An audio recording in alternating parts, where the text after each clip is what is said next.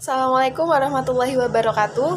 Dear my beloved lecturer and my beloved friend, let me introduce myself. My name is Nurul Minati Sania, and here I want to explain about contextual understanding. Enjoy the material. In order to develop communicative competence, students need to understand the way speaking and listening can be adjusted to meet the demands of a variety of contexts. They also need to be aware of the ways in which spoken language can be manipulated for different purposes. Students learn that the purpose, audience, and situation affect the decision and choices that they make. This is known as the situational context. Students also need to know that sociocultural beliefs, values, and assumptions affect those participating in a communication. This is known as the sociocultural context. Students need to understand that what they say and how they say it will be interpreted and evaluated by others. It is important that students understand the ways in which context affect the message they are trying to communicate.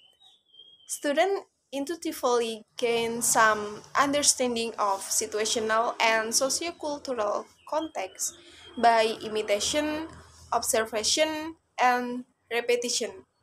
However, it is important not to leave this to chance. Students need to be provided with opportunities to reflect on language use and how how it varies according to purpose, audience, situation, and subject matter. Okay, next is point situational of context. The decision that students make about their speaking and listening will vary according to the context. These decisions are influenced by the following.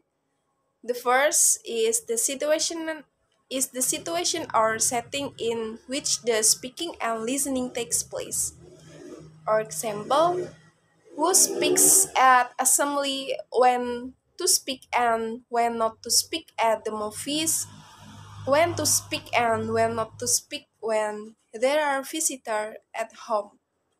The second, the purpose of the speaking and listening. For example, thanking someone, asking someone for help, discussing a book, or delivering a lecture.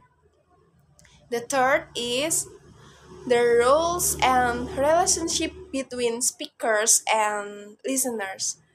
For example, family and friends, teachers, principal, shop assistant, doctor, police officer, etc. The physical setting of the communication, for example, home, classroom, sporting event, public library, or a restaurant. And five is the mode of the communication. For example, face to face with one person or several people, telephone conversation, radio, or using a microphone with a large audience. And then the next point is about sociocultural context. There are many sociocultural factors that influence the the composition and comprehension of spoken text. The first, the way that people use spoken language reflect and shapes their view of the world. And second, speaker and listeners are strongly influenced by their gender, ethnicity, and status. The third is spoken language is used to establish relationship and group identity. There are many different varieties of English around the world, including varieties of standard English.